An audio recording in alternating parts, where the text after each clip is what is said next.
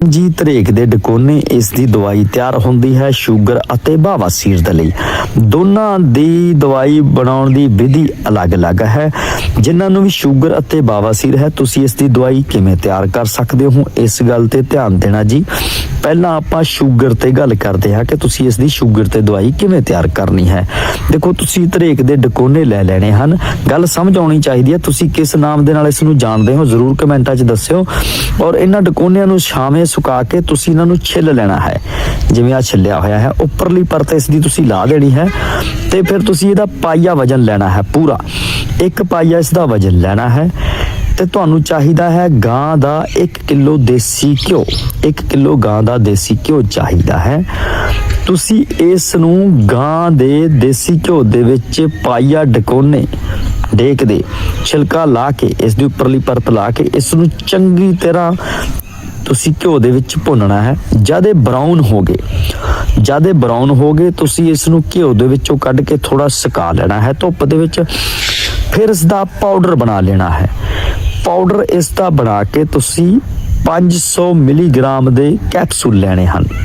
500 mg ਦੇ 500 mg ਦੇ capsule ਲੈ ਕੇ ਉਹਨਾਂ ਦੇ ਵਿੱਚ ਇਸ ਨੂੰ ਭਰ ਲੈਣਾ ਹੈ ਤੇ ਇਹ ਤੁਸੀਂ ਸਵੇਰੇ ਖਾਲੀ ਪੇਟ 1 ਲੈਣਾ ਹੈ ਜੀ।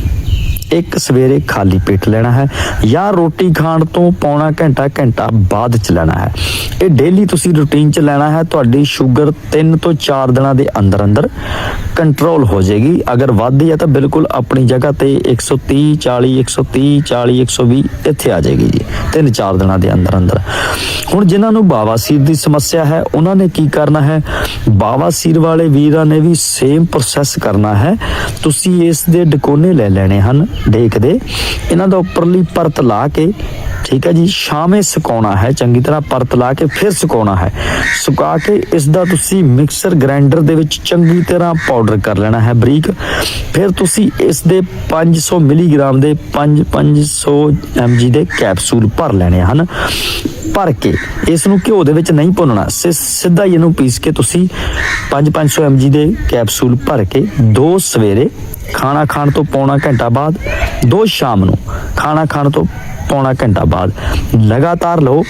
ਤੁਹਾਨੂੰ ਬਵਾਸੀਰ ਕਿਸੇ ਵੀ ਪ੍ਰਕਾਰ ਦੀ ਹੈ ਆਪਣੇ ਆਪ ਹੀ ਠੀਕ ਹੋਣੀ ਸ਼ੁਰੂ ਹੋ ਜਾਏਗੀ। ਇਹ ਤੁਸੀਂ ਰੂਟੀਨ ਦੇ ਵਿੱਚ ਕਰਨਾ ਹੈ।